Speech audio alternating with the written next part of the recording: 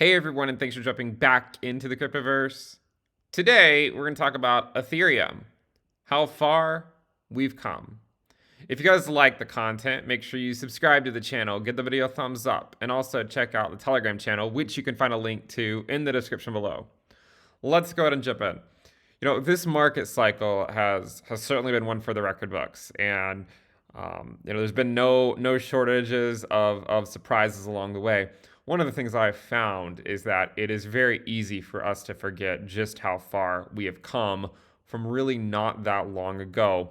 And so in this video, we're going to take a stroll down memory lane, look at some older videos, kind of look at where we were back then, where we are today, talk about some of the things that we got right, also talk about some of the things we didn't, and to try to use that to have a better understanding of where the market is today, what are the risks involved, and just to have a candid discussion about the market in general. Okay, so that's the purpose of this video. So hopefully by taking a stroll down memory lane, it'll actually help give us a better perspective on the market. All right.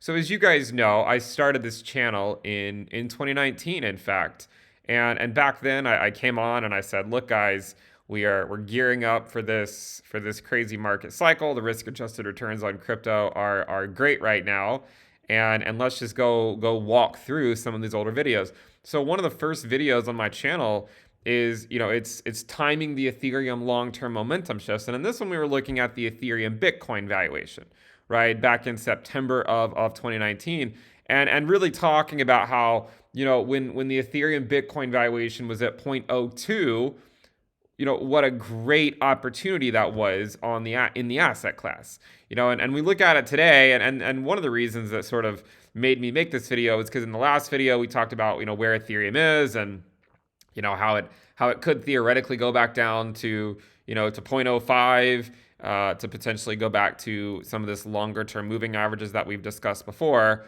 One of them again being that 20-month moving average, because we've seen support and resistance on that level before.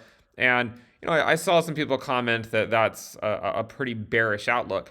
But I mean, first of all, we're not saying that it has to go there, but it's just that we have a habit of forgetting how quickly the market changes, okay? Because again, you go back to 2019, we were at 0.02. I mean, great time to start getting into Ethereum, and then potentially taking profits within the first quarter of 2020, maybe the second quarter of 2020, and really getting back into it again once Bitcoin hits its previous all-time high. So this is an interesting thing I said, like really getting into Ethereum now. This was back in September of 2019, potentially taking some profits in the first or second quarter, and then really starting to see Ethereum gear up for a move after Bitcoin hits its prior all-time high. What's interesting is if you think about that, and we go, what did Ethereum do following that time? This is so September 2019 is right here. So we did a pretty good job at timing that, and then potentially taking profits in early in the first quarter or second quarter of 2020. It ended up being the first one, and this is one of those times where, I mean, this was when the Ethereum Bitcoin valuation would have been 0.027. We look back on it today and it's like, taking profits at 0.027 just to buy back at 0.02, like, was it really that important? Probably not. But it also goes to show you how desperate we can be for some price action when we're in the pits of a bear market. Back then when we were talking about Ethereum and watching it make moves, it was hard to imagine it trading, at some of the higher valuations that it is today. I mean, now we're all the way up here at 0.0669. And it's like a very bearish thing for people, right? Like, it seems like it's a horrible thing. But for so long, we were just stuck between like 0.02 and less than 0.02 and 0.03. And the idea of Ethereum's valuation against Bitcoin going back to 0.03 seemed like an attractive time to take some profits back to Bitcoin. So I would argue there was some things we got right in the idea of a momentum shift in say 2019. In September, I think that, I mean, you can see September 20th, 2019, timing the long-term momentum shifts. But then it could also have been seen as somewhat short-sighted to say taking profits back to Bitcoin in early 2020. Now, again, you guys know that I've been fully locked and loaded on Ethereum for a long time, but it does go to show just how desperate we can get in the pits of a bear market, and then we sort of we get used we get what's the word we just get spoiled. Like we get spoiled by what happens and how quickly things can move, and then any talk about potential downside isn't always well received. So that's that video. And then we also had the Ethereum accumulation phase of a lifetime video. And one of the things that I've seen a lot recently are people saying like, well, isn't this the accumulation phase of a lifetime? Like, because of where we are. And you could argue that it is an accumulation phase. Like you could say, okay, it is an accumulation phase. We've been sideways for a year now, but is it really the same thing as when Ethereum was trading for $200 back in July of 2020, right? More or less, if you're looking for, say, that longer term, cycle, the one that's going to take us several years, this is the time of your life, most likely with Ethereum, to be accumulating, to just be stacking it before we make that transition to Ethereum 2.0, which very well could be, one of the catalysts that really propel the bull market. So what's funny about that is that here we are, we still don't have ETH 2.0. It's going to be called something different now, right? And we're already trading at an order of magnitude higher than where we were back then. Isn't that kind of crazy? Like, we were talking about gearing up for this next move and Ethereum going crazy, and the move has happened. Like at least one of the moves has happened, and Ethereum is an order of magnitude above where we called it the accumulation phase of a lifetime when it was trading for literally $233. And at that phase, it's just kind of hard to imagine. Like if you think about people being super upset with a valuation of Ethereum of $2,600, but here we are today, and we're all super kind of down in the dumps over Ethereum trading for $2,600. I mean, I get that a lot of people only joined in 2021, but I also think that even if you joined late, you need to understand that it takes a lot of time for the markets to really accept the new normal. I mean, we're literally trading for an order of magnitude higher in price right now than we were. By the way, this was not that long ago. You're talking about July of 2020. We're not even in July of 2022 yet. I mean, this is less than 2 years ago. Ethereum was trading for $200. And one of the things that we thought, that I mentioned back then, that could help really propel Ethereum to new heights would be the transition to ETH 2.0. We still haven't even had that yet, and we're trading at $2,600. Again, it just provides some perspective. And so, again, people sometimes ask me, well, is this the accumulation phase of a lifetime? It's hard for me to say that it is. I mean, if I call this the accumulation phase of a lifetime, what does it make it if we drop back down to $1,700, right? What do I call an event if that happens?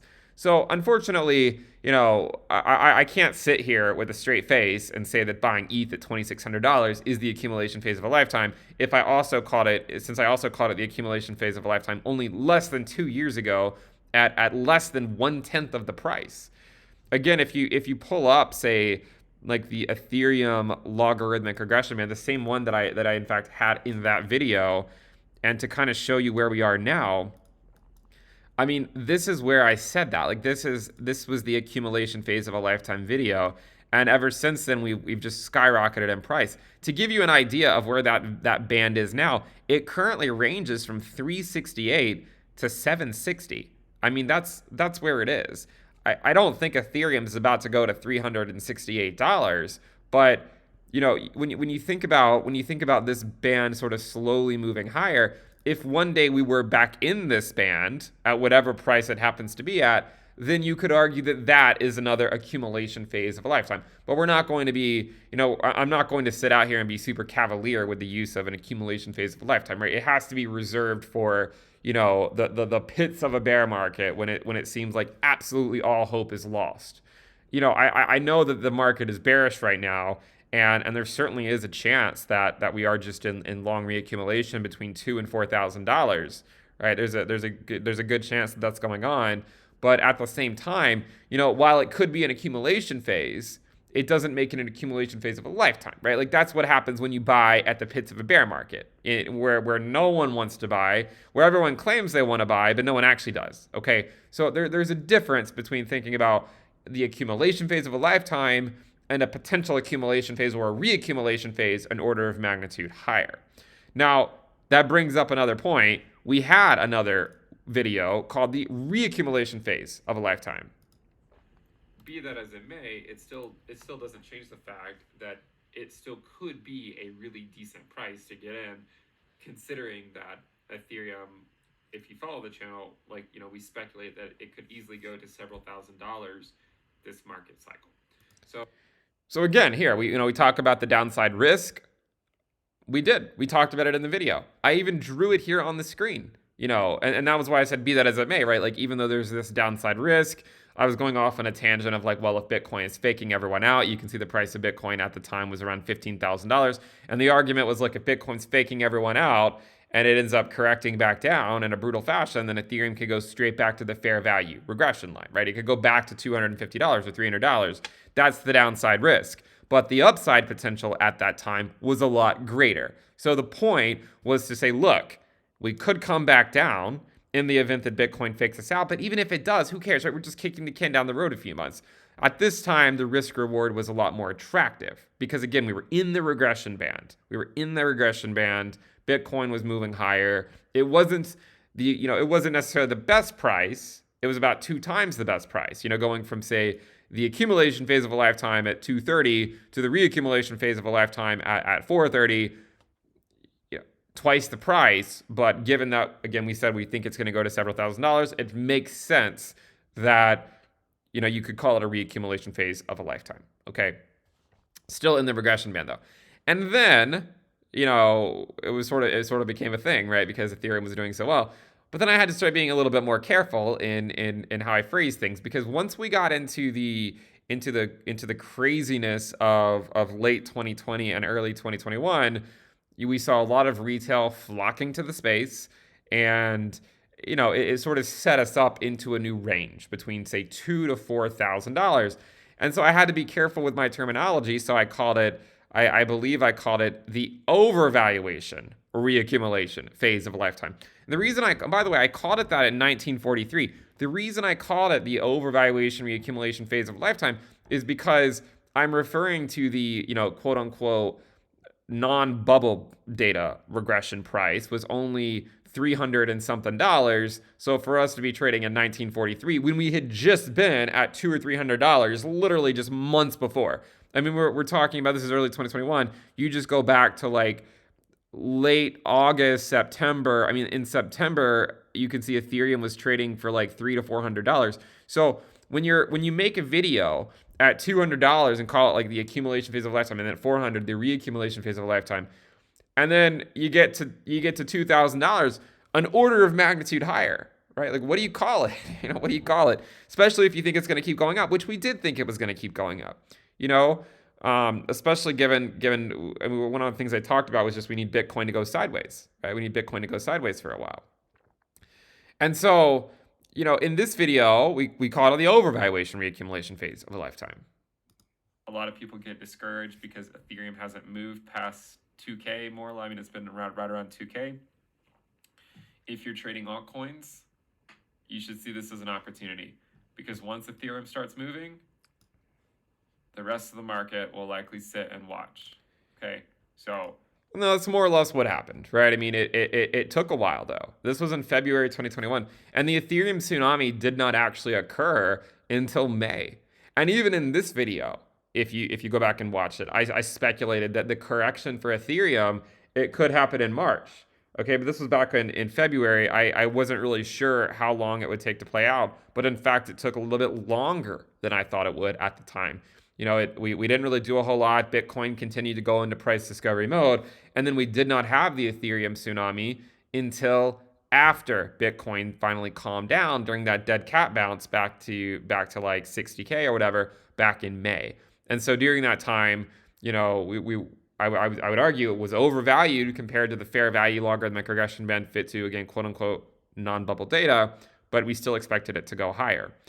And then we also made this video in March, right? And in this video, we said, look, let's put out a realistic price prediction for Ethereum. And it's hard, because you want to be, you want to say you really, I mean, everyone back then was calling for Ethereum to go to like 20K by the summer or by the end of the year. And I kept saying, look, guys, it's just simply not going to hit 10K in 2021.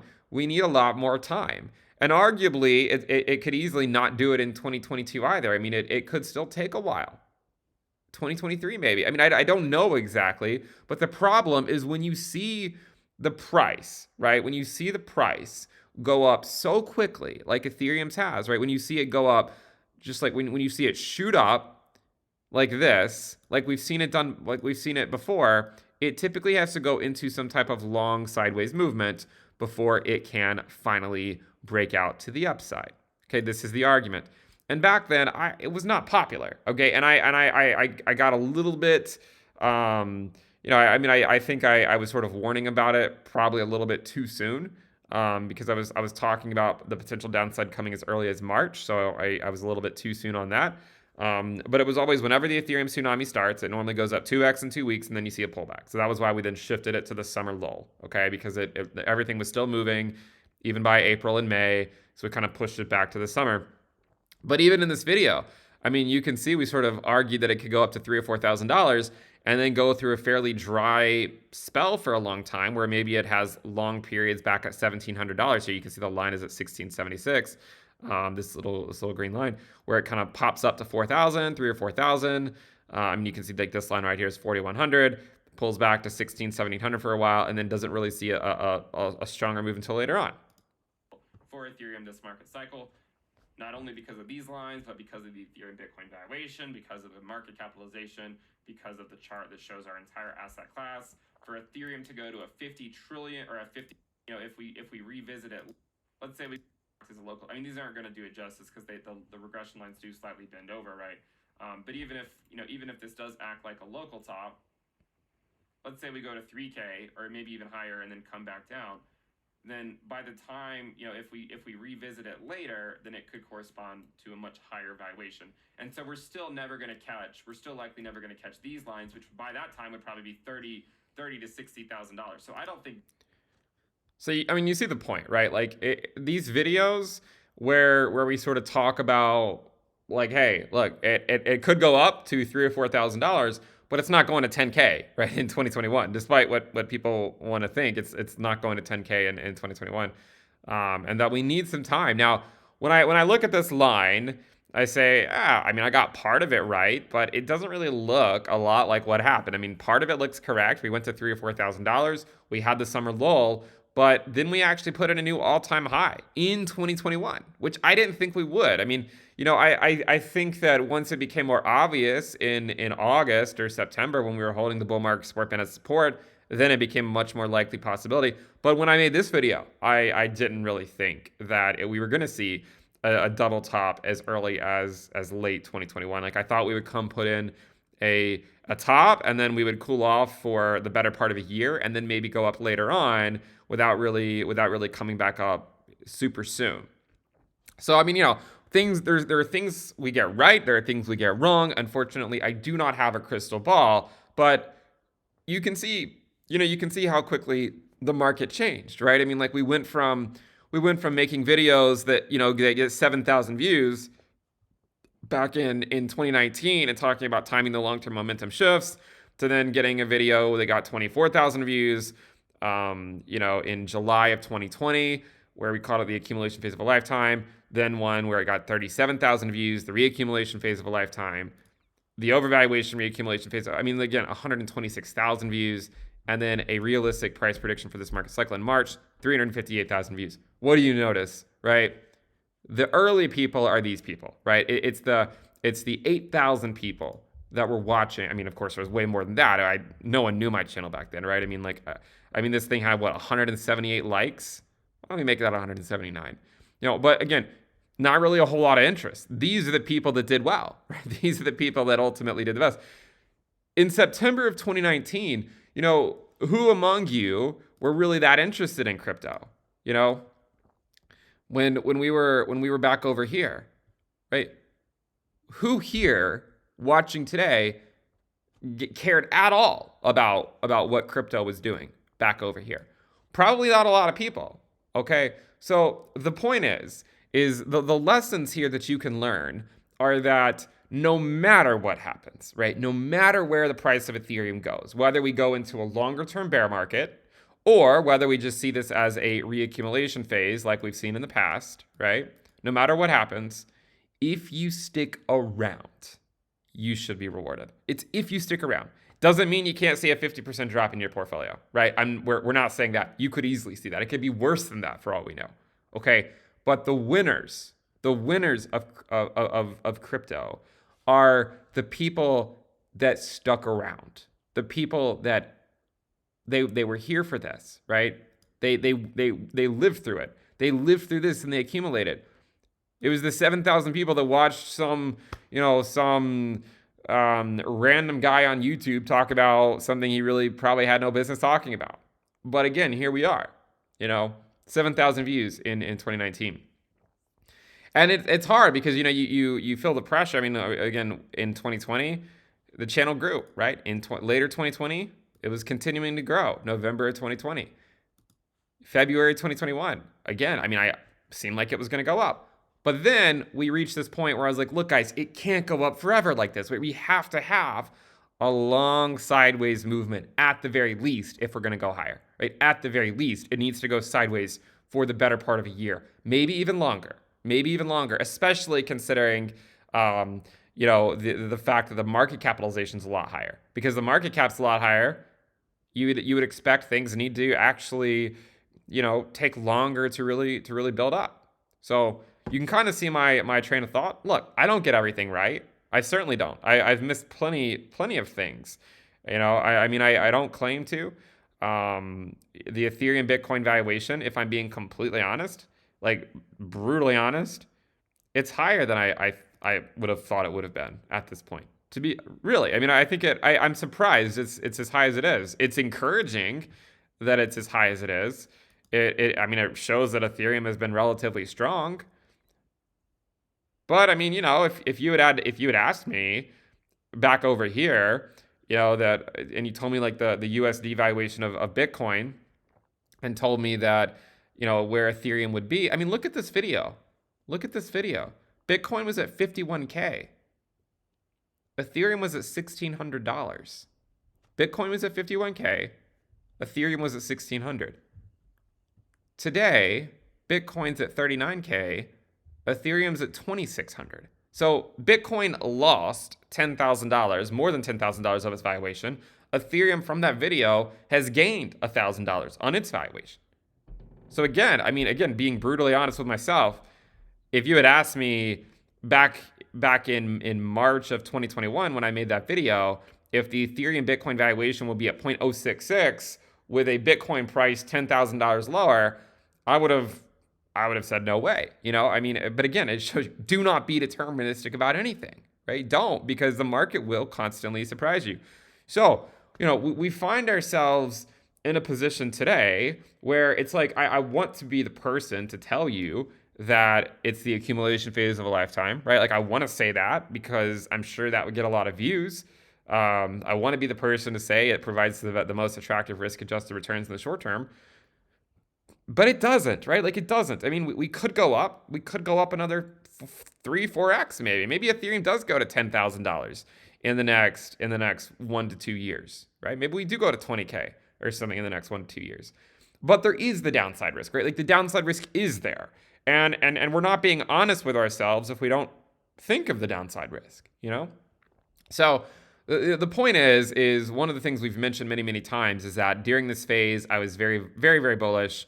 Always talking about the downside risk. Even when it was at $400, I was talking about it potentially going back down to $250 or something. Come on, So we're going to do it every step of the way. It's not me being overly bearish like I see sometimes in the comments, right? It's not me just being a negative person and not wanting to see prices go up. Even when Ethereum was trading for $432, I was talking about the downside risk of it potentially dropping back down to $300. So I've always been like this. This is not a new thing. If anything, I look back at these videos and it reminds me, how far we've come in a very short period of time. And to see how retail like flooded in late 2020 and early 2021. And then here we are today. The markets are relatively calm. And despite that, the price of Ethereum is sitting more than an order of magnitude higher than it was back in July of 2019. We are sitting more than a 10x up, more than a 10x up. We've been going sideways in this 10x up range for quite a long period of time, and everyone's getting antsy again, So what is my strategy? I mean, like the point here is to say, look, no one knows what's going to happen. We do our best to try to show what are some various outcomes. I'm sort of the camp that this sort of looks like a long reaccumulation range to me, and I hope it breaks out to the upside, right? Like I hope it does. Like I hope it does something like this.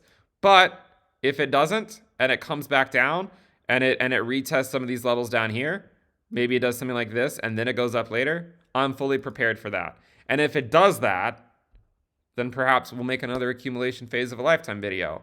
Unfortunately, most of you won't be here to watch it because you will have left the cryptoverse if that happens. So the moral of the story is stick around no matter what. Whether we go up, whether we go down, if you stick around, those are the people that do the best in the cryptocurrency asset class.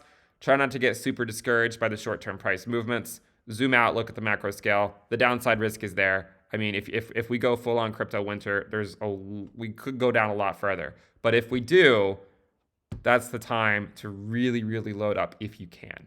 Okay, if history is an indication, it's not financial advice. But remember, as much as I want everyone to stick around no matter what happens, the truth is most of you won't. The